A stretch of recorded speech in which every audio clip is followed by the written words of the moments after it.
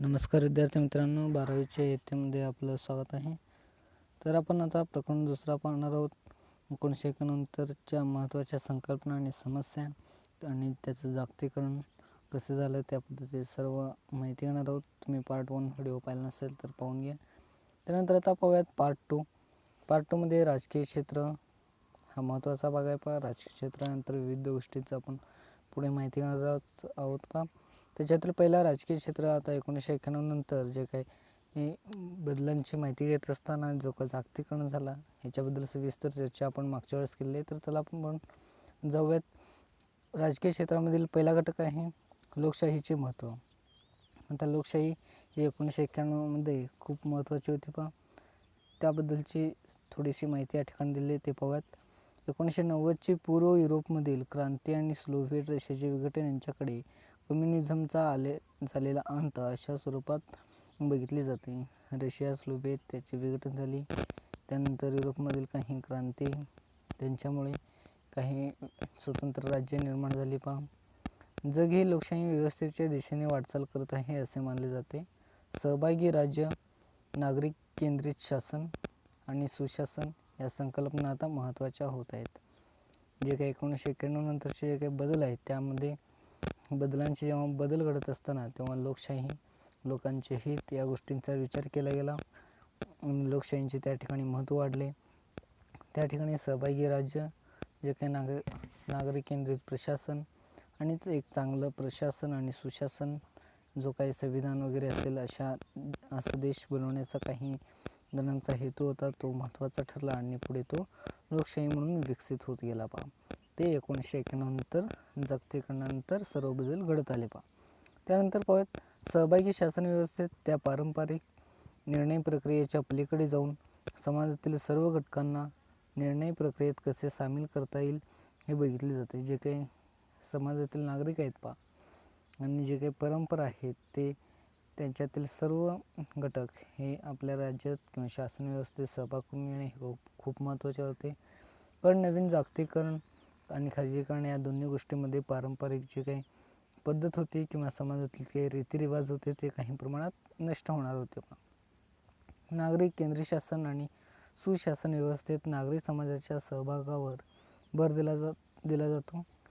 जे काही चांगलं एक सुशासन आहे तो खूप महत्त्वाचा आहे. नागरिक समाजातील म्हणजे काही शहरी भागातील जो काही लोकांचा समूह आहे त्या ठिकाणी लोकशाहीचे महत्त्व खूप महत्त्वाचं आहे. त्यानंतर पाहूयात राज्याचे स्थान. जागतिकीकरणामध्ये आपण मागच्या वेळेस चर्चा केल्याप्रमाणे राज्याचे स्थान आपण कधीही किंवा राष्ट्राचे स्थान उंचावण्याचा प्रयत्न करत असतो. जरी जागतिकीकरण झालेलं असला तरी आपण राज्य म्हणून, भारत म्हणून एखादी जे काही आपल्यात भान असते ते आपण दाखवण्याचा प्रयत्न करत असतो. त्यानंतर पाहूयात जागतिकीकरणाच्या संदर्भात असे मानले जाते की आता राज्याचे महत्त्व कमी होत चाललेले आहे. जे काही राज्याचे महत्त्व म्हणजे आता हा राष्ट्र माझा आहे, हा प्रदेश माझा आहे, याच्याबद्दल युद्ध करणे आणि तो प्रदेश कब्जा करणे आणि दुसऱ्याकडून प्रदेश घेणे असे जे काही चाललेले होते ते राज्याचे स्थानाबाबत जे काही महत्त्व आहे ते जागतिकीकरणानंतर कमी होत गेले. सार्वभौमत्व हा राज्याचा एक महत्त्वाचा घटक आहे. सार्वभौमत्व म्हणजे तुम्हाला सर्व जे काही तुमचे जे काही कार्य करण्यासाठी तुम्हाला संधी किंवा मोकळे देणे. सार्वभौमत्व ही संकल्पना राज्याच्या अधिकाराशी क्षेत्राशी जोडली गेली आहे. त्याच्याच आधारे राज्याला आपला अधिकार क्षेत्रात कायदे करण्याचा अधिकार असतो.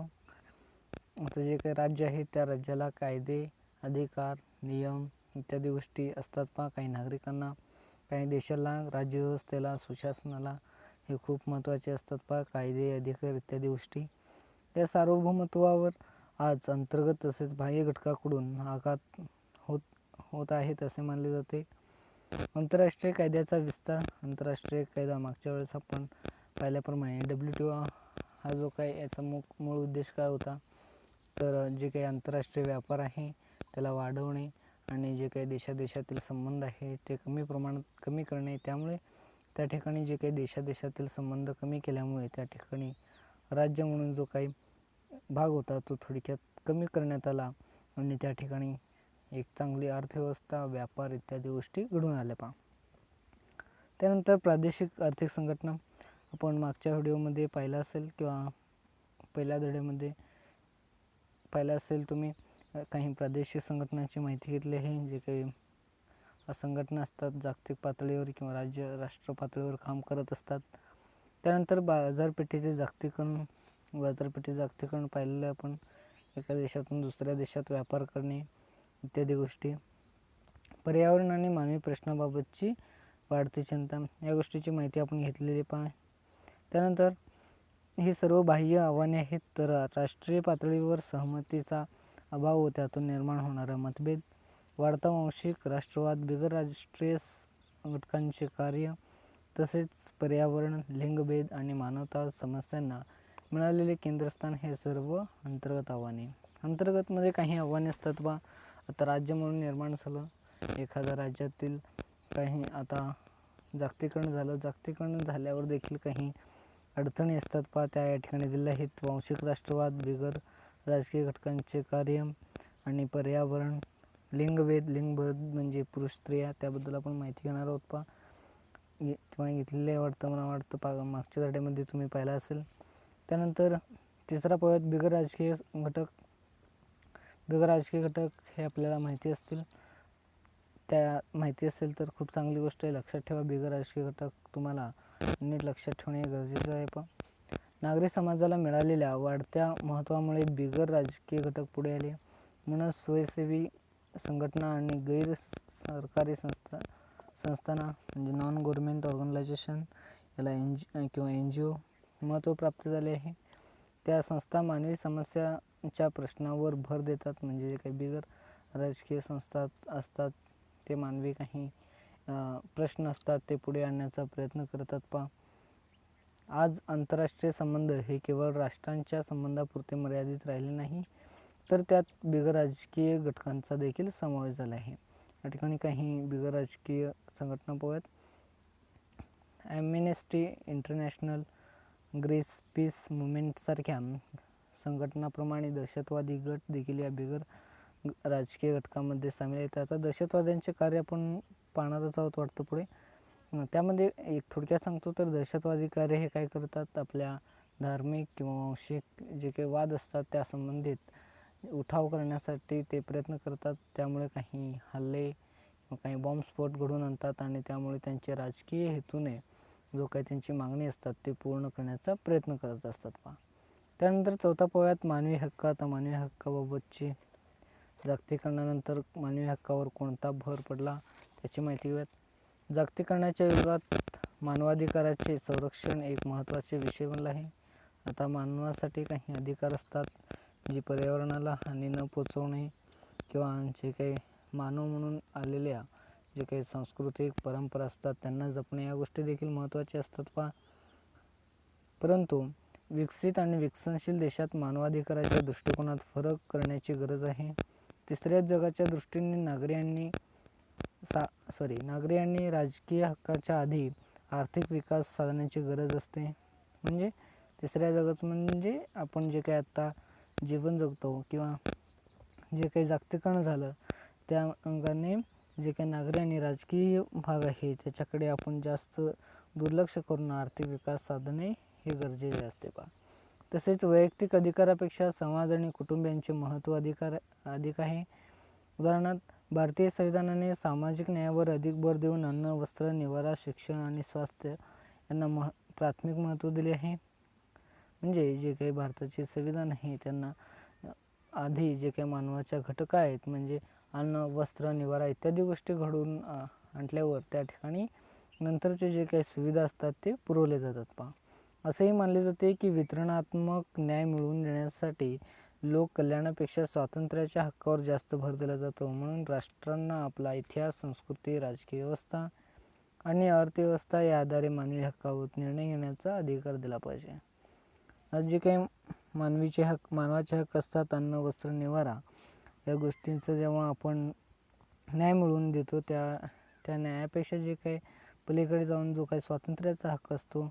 आता उदाहरणार्थ भारतामध्ये देखील या संबंधीच्या घडत आहे. त्यामुळे बांगलादेश हे विघटन तुम्ही पाहिलं असेल इतिहासामध्ये वगैरे. त्यानंतर पाहूयात थोडक्यात नागरी आणि राजकीय हक्क स्वातंत्र्य या पश्चात दृष्टिकोनाला प्रत्यक्षित स्थानिक परिस्थितीची सांगड घालण्याची गरज आहे. जे काही राजकीय हक्क आहे आणि आपले स्वातंत्र्य आहे त्यांना एक प्रकारची सांगड किंवा बंधन, एक प्रकारची गट निर्माण करण्याची आवश्यकता आहे. पुढील सर्व गोष्टी अधिक तपशिलाने समजून घेण्यासाठी काही उपयुक्त उदाहरणे पाहूयात. मी तुमच्या स्क्रीनवर पुस्तक शेअर करत नाही. तुम्ही पुस्तक पुढे समोर ठेवू शकता. नंबर आता 19वर आलो. तुम्हाला जर लक्षात नसेल तर रिव्हिजन करून देतो मी.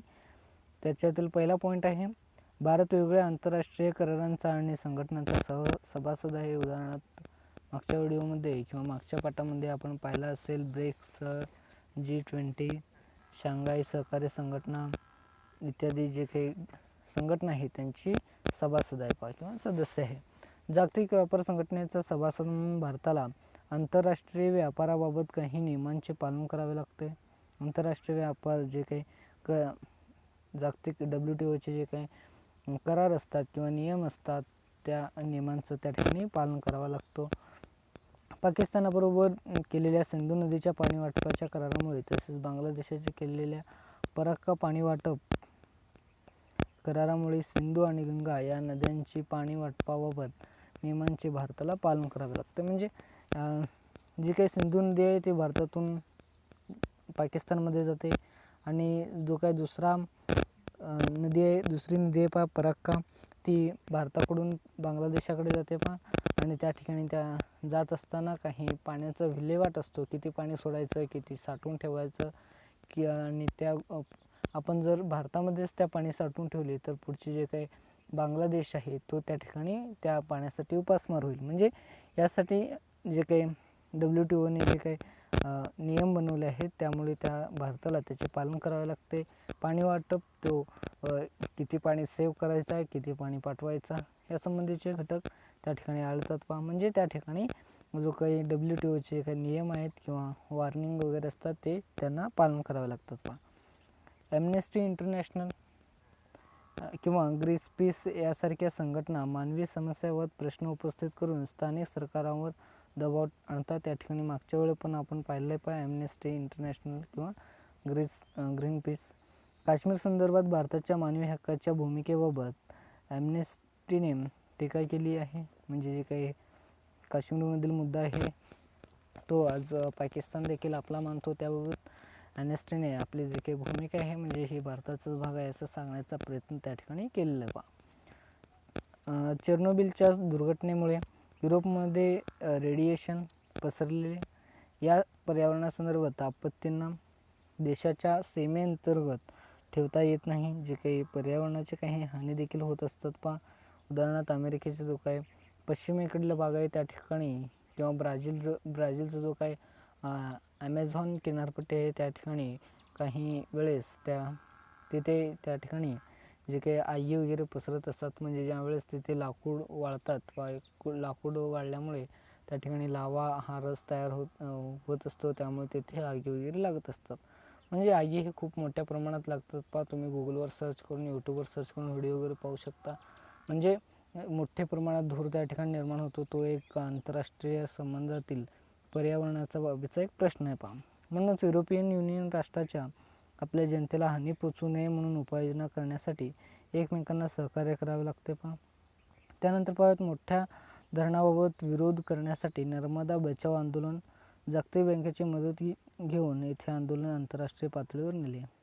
आता या ठिकाणी काही शेतकऱ्यांचे म्हणणं हे असतात त्यांचं जो काही जमीन आहे त्यावर काही जे काही संस्था असतात किंवा काही कंपन्या येऊन बसलेल्या असतात त्याचा परिणाम इतर शेती भागावर किंवा शहरी भागावर पडत असतो. त्यामुळे तेथील नागरिक विरोध किंवा आंदोलन करत असतात आणि ते आंतरराष्ट्रीय स्तरावर किंवा कोर्ट, सुप्रीम कोर्ट इत्यादी गोष्टी घडत असतात. जैतापूर आणि कुडनकुलम येथील आण्विक प्रकल्पाच्या विरोधात केलं जात आहे. जे काही ते आण्विक प्रकल्प आहे या ठिकाणी तुम्हाला चित्रामध्ये वगैरे दिसेल. या प्रकल्पाचा योग्य त्या परवानग्या मिळूनही काही राजकीय पक्ष आणि NGOs त्यांना विरोध करत असतात. हे या गोष्टी घडत असतात राजकीय जीवनामध्ये. काही वेळेस आपले जे काही सत्ता मिळवण्यासाठी देखील त्यासारख्या जे काही आंदोलन असतात त्यांना देखील बढावा देत असतात. त्यानंतर या ठिकाणी शोधा पाहूया तुमच्यासाठी बिगर राजकीय घटकाकडून राज्याला सार्वभौमत्वाला आव्हान दिले गेले अशा घटना शोधा. तुम्ही यात शोधू शकता. मी हे पूर्ण केलं नाही पहा, तुम्ही गुगलवर सर्च करा. मी या संदर्भात सर्च केलं नाही पहा, माझ्याकडे असलेली माहिती मी देत असतो व्हिडिओमध्ये तसंच. ओके, आता त्याच्या खालचं पाहूयात. वरील सर्व प्रकरणामध्ये राज्याच्या सार्वभौमत्वाला आव्हान दिले गेले आहे. राज्याच्या अंतर्गत आणि बाह्य स्वरूपाच्या आव्हानाची ही उदाहरणे आहेत. म्हणून असेही मानले जाते की आता राज्याचे कार्य कमी होत चाललेले आहे. राज्याचे कार्य म्हणजे त्या ठिकाणी जो काही सहकारी किंवा सरकारी कामे ते कमी होत चालले. प्रायव्हेटमध्ये या सर्व घटना मोडत असल्यामुळे प्रायव्हेट जे काही खाजगी क्षेत्र आहे त्यामध्ये ते आर्थिक विकासात किंवा पायाभूत सुविधामध्ये पैसे गुंतवून त्या ठिकाणी विकास करत आहेत. आता या ठिकाणी पाहूयात, खाजगी क्षेत्राच्या वाढीमुळे आर्थिक क्षेत्रात आणि अंतर्गत आणि बाह्य आव्हानामुळे राजकीय क्षेत्रात राज्याची भूमिका हळूहळू कमी होत चालली. म्हणजे जो काय आता उदाहरण द्यायचं जर जो कर्नाटकचा एस.टी. आहे तो सरकारच्या अधिपत्याखाली नाही, तो प्रायव्हेटमध्ये आहे. म्हणजे या गोष्टी घडत असल्यामुळे त्या ठिकाणी तेथे राज्याची भूमिका कमी होते. महाराष्ट्रामध्ये एस.टी. हे अजून महाराष्ट्राच्या ताब्यात आहे, तो पण काही दिवसात प्रायव्हेटमध्ये वगैरे जाईल पहा. त्यानंतर पाहूयात खाली, जागतिकीकरणाच्या युगात राज्याला किती महत्त्व आहे. राज्य ही संकल्पना आज देखील महत्त्वाची आहे का? हा, नक्कीच आज देखील राज्य ही संकल्पना महत्त्व आहे. जसं आपण हा माझा भारत आहे असं म्हणतो, त्याचप्रमाणे त्या ठिकाणी राज्य ही संकल्पना आज देखील महत्त्वाची आहे पहा. जनकल्याण आणि विकासाच्या कार्यातून राज्य व्यवस्था आता माघार घेत आहे का? जे काही जनकल्याण आहे, विकास आहे, त्यामुळे राज्य व्यवस्था आहे ते माघार घेत आहे का? हे तुम्ही प्रश्नाचं उत्तर मला कमेंट बॉक्समध्ये नक्की कळवाल अशी मी आशा करतो. त्यानंतर पाहूयात आपण आता राज्याचे मुख्य घटकाकडे बघूयात. भूप्रदेश, सार्वभौम, शासन आणि जनता हे ते घटक आहेत. जे काही राज्याचे मुख्य घटक हे चारही तुम्ही मला वाटतं 10वीला नाही तर 11वीला आहेत पहा. हे चारही घटक तुम्ही सविस्तर अभ्यास केला असेल. आपण आज देखील राष्ट्रवाद आणि राष्ट्रीय एकात्मतेविषयी बोलतो. सार्वभौम शासन ही संकल्पना देखील अस्तित्वात आहे. आंतरराष्ट्रीय करारांच्या जबाबदाऱ्यामुळे राज्याची सत्ता कमी झाली असेल, परंतु राज्याचे अधिकार आज देखील अस्तित्वात आहेत. वांशिक राष्ट्रवाद आणि स्वयंनिर्णयाच्या हक्कांच्या आधारे नवीन राज्याची निर्मिती होत आहे. याप्रमाणे आता काही राज्यांची देखील आता देखील निर्मिती होत आहेत पहा. उदाहरणार्थ चायनामधील जो काही तायवानचा भाग आहे तो देखील काही वांशिक आणि भाषिकमुळे काही वेळा तो देखील स्वतंत्र होण्याचा प्रयत्न करतोय बा सॉरी. आपण आधीच्या प्रकरणात बघितल्याप्रमाणे त्यातून राज्याचा ऱ्हास होताना दिसत नाही, तर नवीन राज्य निर्माण होत आहेत. म्हणजे एखाद्या राज्याचा ऱ्हास होऊन काही नवीन निर्माणे होत असतात. म्हणजे लोकशाही असल्यामुळे त्या ठिकाणी आंदोलन वगैरे करून त्या ठिकाणी लोकशाहीद्वारे त्या ठिकाणी आंदोलनेद्वारे त्या ठिकाणी आपली जी काही सत्ता आहे किंवा स्वतंत्र आहे मिळवली जाते. त्यानंतर पान नंबर 20वर येतो मी. 20वर तुम्ही देखील या. जागतिकीकरणाच्या आव्हानांना सामोरे जाऊ शकतील अशा राज्याच्या विधानमंडळ, कार्यकारी मंडळ, न्यायव्यवस्था आणि नोकरशाही सारख्या सक्षम राजकीय संस्था आहेत. आता जागतिकीकरणामध्ये जे काही आव्हान नसतात, काही आव्हानांना सामोरे जाण्यासाठी काय काय आहेत. विधानमंडळ आहे राज्यासाठी, तुम्हाला माहिती असेल. कार्यकारी मंडळ आहे म्हणजे जे काही न्यायव्यवस्था जे काही कायदे वगैरे तयार करत असतात पहा.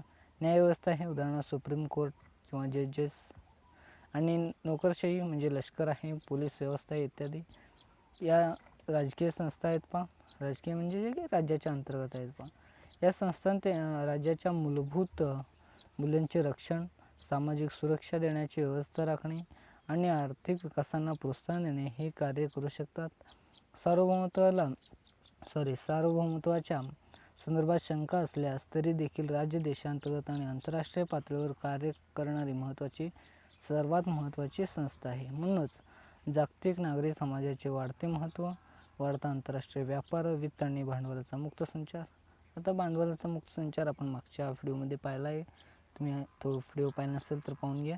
त्यानंतर वित्त म्हणजे पैसा आणि समाजाचे काही वाढते महत्त्व आहे. आता आधुनिक भागामध्ये समाजाचे महत्त्व वाढत आहे पहा.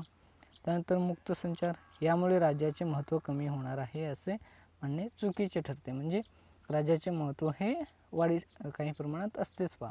म्हणजे उदाहरणार्थ सांगतो तर उदाहरणार्थ भारत आणि पाकिस्तानचे जेव्हा काही वेळेस तणावग्रस्त भूमिका चालू असते त्यावेळेस भारतातील काही लोक न्यूज वगैरे जास्त आपण ऐकत असतो.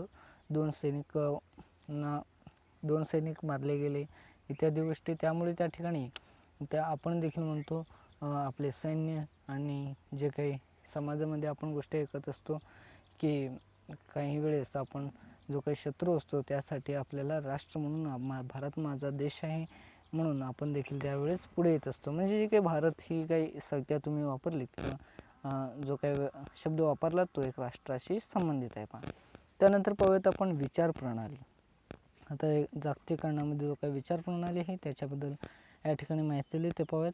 शीतयुद्धाच्या काळात विचार प्रणाली हा एक महत्त्वाचा घटक आहे. आता विचार प्रणाली खूप महत्त्वाचं आहे. म्हणजे 1991 नंतर कोणकोणते बदल घडवायचे, कसे घडवायचे, त्यामध्ये किती पैसा घालायचा याबद्दल जे काही विचार प्रणाली असते ते खूप महत्त्वाचे असते पहा. राष्ट्राचे वर्गीकरण हे एकीकडे साम्यवादी आणि समाजवादी तर दुसरीकडे भांडवलशाही किंवा मुक्त लोकशाही प्रधान असे केले जात असे. म्हणजे जे काही साम्यवादी ही आपली अर्थव्यवस्था आहे पहा आणि समाजवादी तर दुसरीकडे भांडवलीचा मुक्त संचार आपण मागच्या वेळेस पाहिलं आणि मुक्त लोकशाही प्रधान म्हणजे कोणीही आपलं मत त्या ठिकाणी व्यक्त करू शकता. सोव्हिएट रशियाच्या चीन आणि पूर्व युरोपीय राष्ट्रे ही साम्यवादी तर उत्तर अमेरिका आणि पश्चिम युरोपीय राष्ट्रे ही भांडवलशाही असे गट केले जात होते. म्हणजे जे काही अमेरिकेमध्ये आज देखील भांडवलशाही अर्थव्यवस्था आहे पहा. चीन आणि युरोपियन राष्ट्रांमध्ये साम्यवादी आहे, भारतामध्ये समाजवादी आहे पहा. त्यानंतर विचार प्रणाली आणि अर्थव्यवस्था यांना घनिष्ठ संबंध होता. विचार प्रणाली हा राजकीय घटक होता. राजकीय म्हणजे हा राजकीय असणारच आहे, कारण जागतिकीकरणावेळेस मागच्या ह्याच्यामध्ये वरती जो काही सेंटेन्समध्ये पाहिल्याप्रमाणे आपण राज्य म्हणून जे काही भूमिका असते तो त्या ठिकाणी कमी ठरणार पहा. जे काही कार्यकारी मंडळ असतात त्यामध्ये तेथे ह्या सर्व घटना मोडत असतात. कार्यकारी मंडळाद्वारे त्या ठिकाणी नियम किंवा कायदे तयार करण्यात येत असतात. म्हणजे जागतिकीकरणामध्ये आपण कोणकोणत्या गोष्टीबाबत नियमांचे पालन केले पाहिजे या देखील या ठिकाणी विचारात घेतले जातात. प्रत्येक राज्याची अर्थव्यवस्था त्या राष्ट्राच्या विचारप्रणालीनुसार आखली जात होती.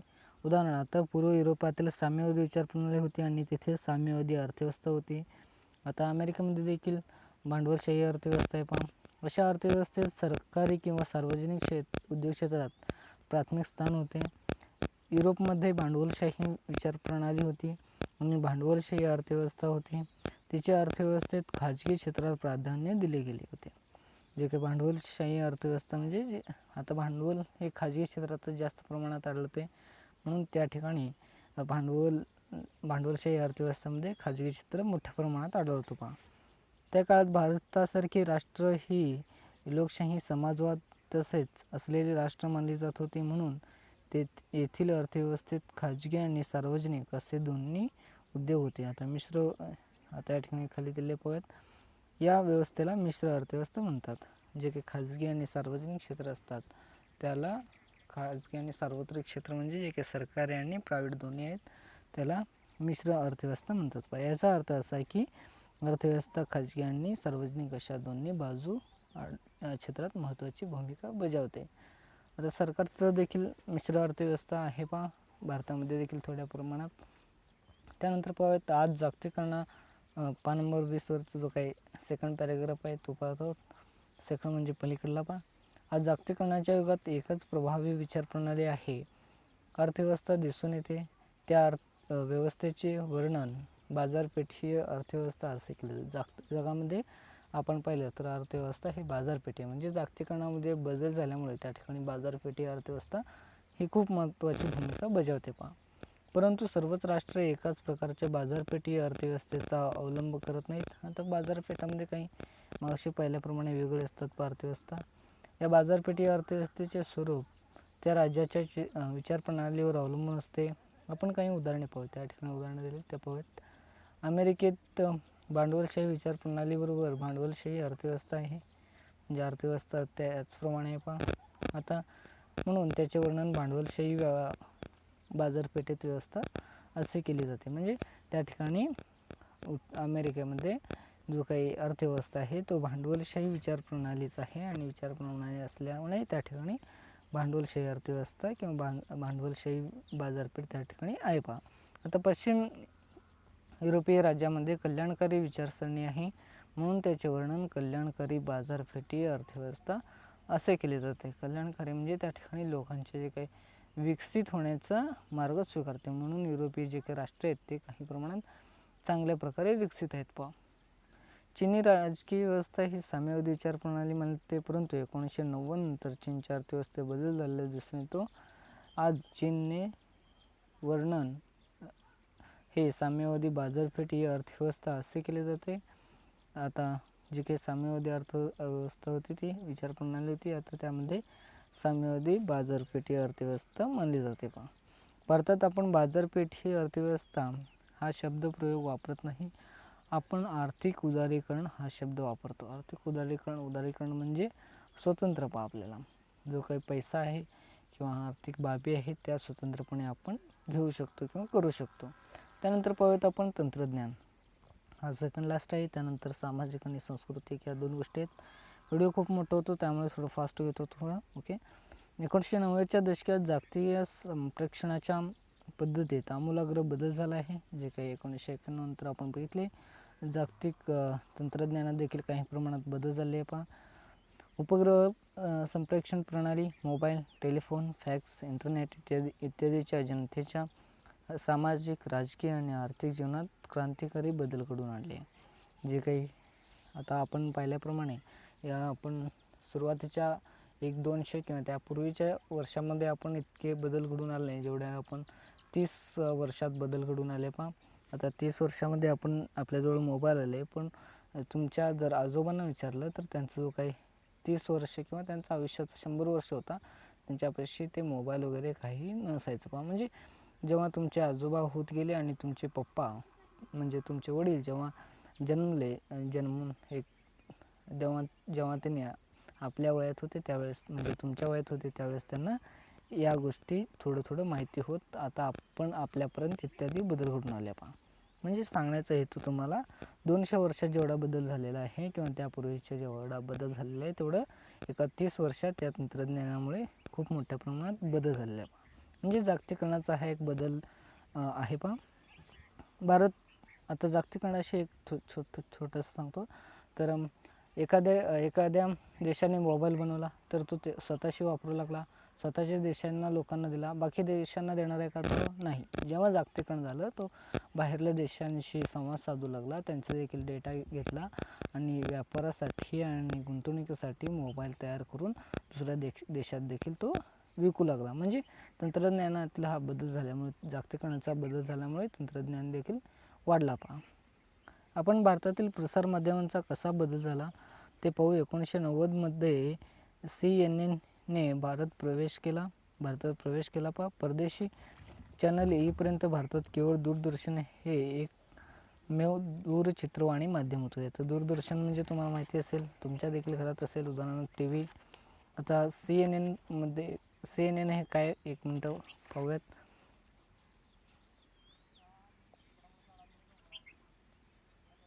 CNN इथं नाही. पहा, तुम्हाला काही चे फुल फॉर्म पाहिजे असेल तर तुम्हाला पान नंबर 71वर भेटतील. पहा, फुल फॉर्म वगैरे. त्यानंतर पाहूयात आपण उदाहरणार्थ आपण महाराष्ट्रात केवळ मुंबई आणि दिल्ली दूरदर्शन चॅनल्स बघू शकत होतो. म्हणजे तुमच्या वडिलांना विचारला तर तुम्ही कशा पद्धतीने TV बघत होता, जर जुन्या TV बद्दल तुम्ही विचारलात तर तुम्हाला सांगतील. पहा, साधारणतः एका दशकात भारतात अनेक सरकारी आणि खाजगी चॅनल्स सुरू झाले. म्हणजे जो काही 10 वर्षाचा कालखंड आहे मागच्या, त्यामध्ये अनेक बदल झाले. पहा, खाजगी आणि प्रायव्हेट दोन्ही चॅनल्स सुरू झाले आहेत. पहा, उपग्रह संप्रेषण प्रणालीच्या भारतात कोणत्याही शहरात, गावात डिश अँटेनाच्या सहाय्याने कार्यक्रम बघता येते. जो काही सॅटेलाइट आहे तो वरून आपल्याला सर्व इंटरनेट किंवा जो काही कनेक्टिव्हिटी आहे तो प्रोव्हाइड करतो. त्यामुळे तेथे जगाच्या कोणत्याही कोपऱ्यामध्ये जाऊन आपण जे काही दूरदर्शन चॅनल आहे ते बघू शकतो. म्हणजे TV आपण बघू शकतो. त्यानंतर पाहूयात संप्रेषणाच्या इतर साधनामध्ये देखील बराच बदल घडून आला आहे. पूर्वी घरोघरी टेलिफोन नसायचे. तातडीच्या कामासाठी लोक पोस्ट ऑफिसमध्ये जाऊन फोन करत असत. आता त्यामध्ये थोडं या ठिकाणी दिलं आहे. पान नंबर 21वर STD वगैरे टेलिफोन बूथ हे तुम्ही देखील पाहिलं असेल, तुम्ही लहान असताना या गोष्टी होत्या पहा. त्यानंतर तुम्ही देखील तुमचे जे काही वडील आजोबा आहेत ते देखील जो काही पोस्ट आहेत त्याचा वापर करत होते पहा, आणि तुम्ही देखील वापर केला असेल. त्याचा आता आपण मागच्या 10 वर्षामध्ये म्हणजे तुम्ही 10 वर्षामध्ये पत्रलेखन वगैरे शिकला असेल, म्हणजे कशा प्रकारे होत होता. आता आपण ईमेल रायटिंग करतो, म्हणजे नवीन बदल झालेला पहा. आपल्या शहराबाहेर टेलिफोन करण्यासाठी ट्रंक कॉलची पद्धत होती. त्यानंतरच्या काळात सबस्क्रायबर ट्रंक डायलिंग, हे STD म्हणतात पहा, STDचा फुल फॉर्म आहे. ही पद्धत सुरू झाली. आज मोबाईलचा सर्वत्र वापर होताना दिसून येतो, तुम्ही देखील वापरता. मोबाईल फोन हे सरकारी तसेच खाजगी कंपन्यांमार्फत उपलब्ध आहेत. हे मोबाईलचे तुम्हाला कंपनी माहीत असेल, सांगायची देखील गरज नाही. तंत्रज्ञानातली सर्वात महत्त्वाची क्रांती ही इंटरनेटची क्रांती होईल. जगातील कोणाशीही कुठेही तत्काळ संपर्क साधण्याची सोय निर्माण झाली आहे. विचार, संस्कृती आणि माहितीचा जगात प्रसार कुठेही करणे यामुळे शक्य झाले आहे. इंटरनेटच्या सर्च इंजन 2-3 प्रकारचे आहेत पहा, च्या माध्यमातून आपल्याला माहिती गोळा करता येते. उदाहरणार्थ गुगल वगैरे असतात त्या ठिकाणी दिले पहा. तसेच ट्विटर, स्काईप, फेसबुक, इंस्टाग्राम, व्हॉट्सअपच्या माध्यमातून सोशल नेटवर्किंगची सोय उपलब्ध झाली आहे. आता तुम्हाला याबाबत सांगण्याची काही गरज नाही, तुम्हाला या सर्व गोष्टी माहिती आहेत पहा. त्यानंतर पाहूयात माहितीच्या युगातील तंत्रज्ञान हे साधारणतः आंतरराष्ट्रीय स्वरूपाचे आहे.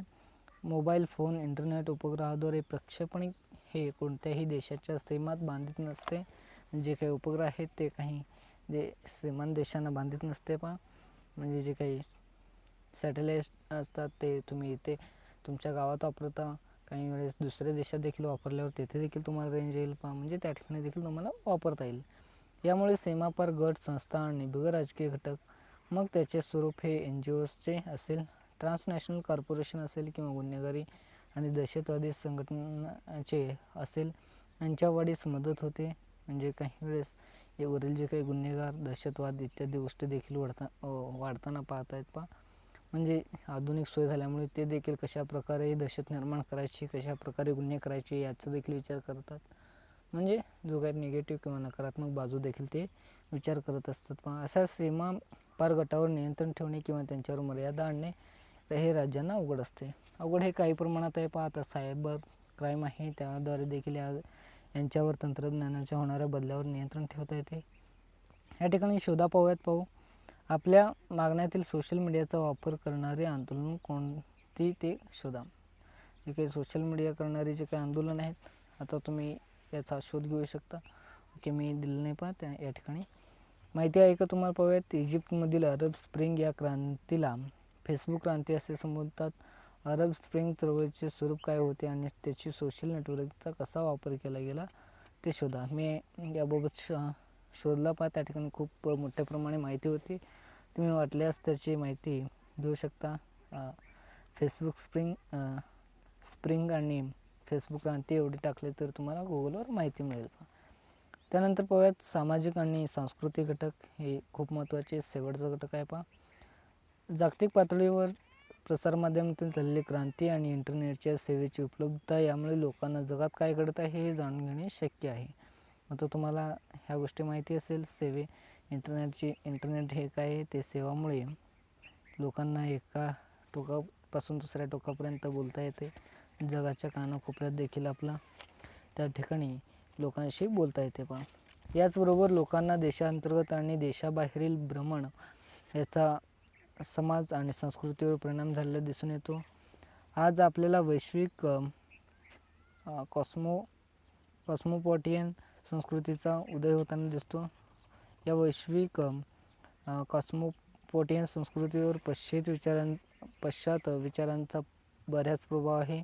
आधुनिकीकरण, पाश्चात्तीकरण, सेक्युलरायझेशन ही मूल्ये पारंपरिक मूल्यापेक्षा महत्त्वाची वाटू लागली आहेत. लोकांच्या वैयक्तिक जीवनावर त्याचा प्रभाव दिसून येतो. उदाहरणार्थ आता या गोष्टी जे काही वरती वाचल्या त्या गोष्टी आपण उदाहरणाद्वारे पाहूयात. या गोष्टी म्हणजे खाली या ठिकाणी दिलं आहे पहा.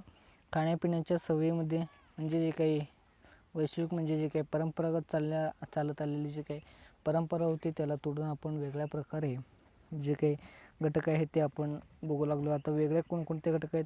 आता खाण्यापिण्याच्या सवयीमध्ये तुमचा देखील बदल झाला असेल. तुम्ही देखील बर्गर, पिझ्झा, वडापाव इत्यादी फास्ट फूड तुम्ही खाल्ले असेल. म्हणजे तुम्ही आधीचे तुमच्या वडिलांना वगैरे विचारा, तुमच्या शाळेला जात असताना तुम्ही काय खात होता का? ते बोलतील काही खात नाही, फक्त आपली रोजचं जेवण भेटलं तरी त्यांना चांगलं वाटत होतं. आणि तुम्ही आता काय करता तर कुठेही थांबून वडापाव वगैरे खाता किंवा हॉटेलमध्ये. हे काही बदल आहेत ह्या घडत आले जे काही जागतिकीकरणामुळे हे बदल घडत आले आहेत पहा. त्यानंतर पाहूयात नाताळ, दिवाळी यासारखे सण साजरे करण्याची पद्धतीत पाश्चिमात्य प्रभाव दिसून येतो. आता तुम्ही देखील दिवाळी हे मोठ्या प्रमाणात साजरा करता. जे काही फटाके ते देखील विदेशामधून येतात, काही वेळेस काही भारतातून देखील येतात पहा. त्यामुळे या जे काही जागतिकीकरणामुळे या घटक तुम्हाला देखील पाहायला मिळतात. आता 365 दिवस असतात वर्षातून हे तुम्हाला माहिती असेल, पण दररोज एक डे असतो. उदाहरणार्थ या ठिकाणी दिले आहेत mother's day, father's day, friendship day. हे तुम्हाला माहिती असेल, तुम्ही रोजच्या जीवनामध्ये बघत असता. रोज कुठला तरी एक दिवस तुम्हाला असा गेला आहे का त्या दिवशी तुम्ही स्टेटसला काय ठेवलेलं आहे, तुम्ही नक्कीच त्या स्टेटस बघत असता. स्टेटसमध्ये तुम्हाला मदर्स डे, फादर्स डे, त्यानंतर जो काही 12 उत्सव असतात महिन्यातील ते उत्सव देखील काही वेळेस तुम्ही स्टेटसला ठेवत असता. त्यामुळे या गोष्टी तुम्हाला माहिती आहेत पहा. त्यानंतर पाहूयात तो पान नंबर 22 वरील दुसरा पॅरेग्राफ. समाजातील वाढत चाललेला व्यक्तिवाद आणि भौतिकवाद हा जागतिक संस्कृतीचा आणखी एक भाग आहे. शहरीकरणामुळे पारंपरिक कुटुंब पद्धत बदल झाला आहे. त्यात व्यक्तिवादाने भर घातली आहे. आज मला प्रायव्हसी पाहिजे. प्रायव्हसी हे शब्द हे खूप म्हणजे तुम्हाला चांगलं वाटतं. आता सगळ्यांनी सकाळी उठल्यावर गुड मॉर्निंग म्हणतात. अरे शुभ सकाळ तर म्हणा. म्हणजे ही जी काही शुभ सकाळ म्हणण्याची जी काही पद्धत होती किंवा जी काही मराठी ही काही पद्धत आहे, तुम्हाला इंग्लिश काही म्हणणं येत नसतं, पण गुड मॉर्निंग हे लगेच येत असतं आणि काहीतरी दिल्यावर थँक्यू म्हणत असतात. म्हणजे इंग्लिश काही प्रमाणात आल्यासारखं वाटत असतं. इत्यादी गोष्टी घडत असतात. म्हणजे ते तुम्हाला परिणामकारक होऊन इत्यादी गोष्टी घडत असतात पहा. ही माझी खाजगी आणि प्रायव्हेट जागा आहे, अशा स्वरूपाचे उद्गार अगदी लहान मुलामुलींपासून वयस्कर लोकांपर्यंत ऐकतो. आता पुढील 5-10 वर्षामध्ये हे अधिक वाढेल पहा.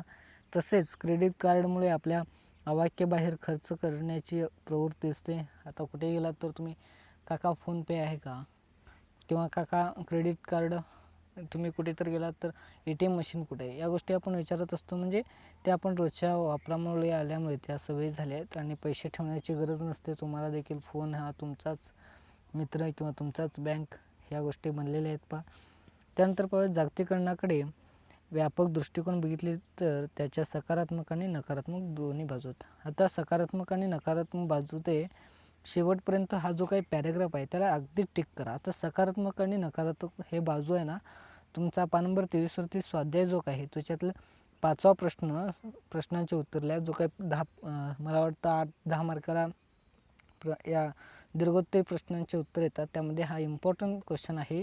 जागतिकीकरणाच्या सकारात्मक आणि नकारात्मक जे बाजू आहेत ते गोष्टीमध्ये आपण हे बघूयात.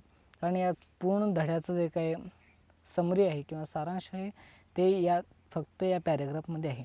म्हणजे हा तुम्हाला दीर्घ उत्तरेमध्ये विचारला आहे, त्यासाठी तुम्ही इम्पॉर्टंट हे क्वेश्चन आहे. आता मी जे काही बघूयात ते सकारात्मक आणि नकारात्मक बाजू त्या दोन्ही गोष्टी लक्षात ठेवा. तुम्हाला हा बोर्ड पेपरला इम्पॉर्टंट प्रश्न आहे पहा. त्यानंतर पाहूयात या ठिकाणी दोन्ही बाजू दिसून येतात. तरुणासाठी पान नंबर 22 इकडला पॅरेग्राफ पाहतो मी. तरुणासाठी आपल्याला देशात नवीन संधी उपलब्ध होणे ही सकारात्मक बाब आहे. म्हणजे सकारात्मक ही बाब लक्षात ठेवा. जागतिकीकरणामुळे तुम्हाला देखील नवीन संधी ऑपॉर्च्युनिटी आलेल्या आहेत. आपल्याला जगात काय चालले आहे आणि त्याचा आपल्यावर काय परिणाम होईल त्याचीच अधिक जाणीव होते. आपण अधिक कार्यक्षम पद्धतीने जोडले गेले आहोत. म्हणजे जगात काय होते हे आपण न्यूज वगैरे देखील बघत असतो. त्यामुळे या सकारात्मक बाजू आहेत पहा. रोजगाराच्या नवीन संधी उपलब्ध आहेत. रोजगाराच्या संधीमध्ये तुम्ही देखील ऑनलाईन देखील काही मुलं पैसे कमवत असतात. हे देखील एक ऑनलाईन संधी आहे पहा. अधिक रोजगार निर्मिती केली जात आहे. हे रोजगार निर्मिती करणे आणि रोजगाराबद्दल मोबदला मिळवणे आणि लोकसंख्येला जो काही आलेला ताण आहे तो काही वेळेस कमी करणे, या गोष्टीमुळे जे काही सकारात्मक बाजू आहेत ते पुढे येतात पहा. हा बदल मुख्यतः खाजगी क्षेत्रात होत आहे, कारण या क्षेत्राकडे आर्थिक क्षमता आहे. आता सरकारी क्षेत्रामध्ये काही वेळेस पगार कमी पडतो किंवा पगार कमी पडतो, त्यामुळे काही जण जे काही प्रायव्हेट किंवा खाजगी जे काही क्षेत्रे असतात किंवा कंपनी असतात त्यामध्ये काही वेळा काम करत असतात पहा. सरकार किती प्रमाणात सेवा उपलब्ध करू शकते यावर आर्थिक मर्यादा आहेत. तर काही वेळा सरकार देखील काही सेवा पुरवणे यावेळेस आर्थिक आता पैसे हे काही सरकार निर्मिती करतं, पण त्याला टॅक्स आल्यावरच द्यावं लागतं, म्हणजे त्यावेळेस त्या ठिकाणी त्याला मर्यादित असतात. ह्या पहिला आपण सकारात्मक बाजू. आता जागतिकीकरणाच्या काही नकारात्मक बाजू देखील आहेत, ते पाहूयात. राज्याची कल्याणकारी योजना थांबतील. राज्याची कल्याणकारी योजना म्हणजे आता आपलं राष्ट्र म्हणून पूर्वी कसं असायचं, एक राष्ट्र आहे, तुम्ही एखादा राजा ऐकला असेल, तो आपल्या देशाबद्दल किंवा आपल्या राज्याबद्दल काय काय करत असेल, उदाहरणार्थ बाहुबली चित्रपट पाहिला असेल, म्हणजे या गोष्टी जे काय आहेत ते काही प्रमाणात कमी होईल ही भीती आहे पहा. त्याचबरोबर स्थानिक उद्योगधंदे, स्थानिक म्हणजे जे काही जुने आहेत पहा, लहान उद्योग या जागतिक स्पर्धेमुळे नष्ट होतील ही भीती आहे पहा. शेताच्या क्षेत्रात लहान आणि किरकोळ शेतकरी मोठ्या कंपन्यांशी स्पर्धा करू शकत नाही. आता तो उदाहरणार्थ तुम्हाला सांगतो, कापूस हा उद्योग आहे. कापूस उद्योग हा शेतकऱ्यांकडून घेतला जातो, किंवा त्यावेळेस त्या ठिकाणी प्रायव्हेटलायझेशन करून किंवा जागतिकीकरणामुळे विविध तंत्रज्ञानामुळे मोठ्या प्रमाणात शेती होऊन त्या ठिकाणी कापूस लागवड करून त्यांच्याशी उत्पन्न घेऊन साजरे वगैरे करून चांगल्या प्रमाणे विकलं जातं. म्हणजे त्या ठिकाणी जो काही छोटा शेतकरी आहे, जो कापूस वगैरे पिकवतो त्या ठिकाणी त्याचे जे काही व्यवसाय आहे किंवा त्याचं उत्पन्न आहे ते त्या ठिकाणी बेकार होते, म्हणजे तो जो काही मोठे हे कंपन्याशी त्यांच्याशी स्पर्धा करू शकत नाही पहा. खरे पाहिले तर हे दोन्ही गोष्टी तुम्ही लक्षात ठेवा, सकारात्मक आणि नकारात्मक बाजू. खरे पाहिले तर भारताची सर्वात महत्त्वाची समस्या आहे मनोवृत्ती आणि मानसिकतेची आहे. मानसिक हे खूप महत्त्वाचे आहे. भारतामध्ये भावनांना खूप महत्त्व दिले जाते, लक्षात ठेवा. भारताने परकीय भांडवल आणि व्यापार हा साम्राज्यवादाचा इतिहासाशी जोडला आहे. स्वातंत्र्य म्हणजे स्वायत्तता आणि स्वावलंबन आहे. आता स्वातंत्र्य म्हणजे आपल्या भाषेत स्वायत्ता आणि स्वावलंबन आहे पहा. भारत साम्राज्यवादाविरोधी विचारप्रणालीच्या आधारे उदारीकरणाच्या संकल्पनेला विरोध केला जातो. भारतातील साम्यवादी आणि भांडवलशाही मानणारे दोघेही उदारमतवादांना विरोध करतात. साम्यवादी तुम्ही पाहिलं असेल चायनाचा, आणि भांडवलशाही हे अमेरिकेचं, यांना दोघांनाही काही वेळेस विरोध करतात. आणि जे काही उदारमतवादी लोक आहेत, म्हणजे स्वतंत्र लोक आहेत, साम्यवादी विचारवंतांना विरोध हा विचारप्रणालीच्या आधारावर असतो.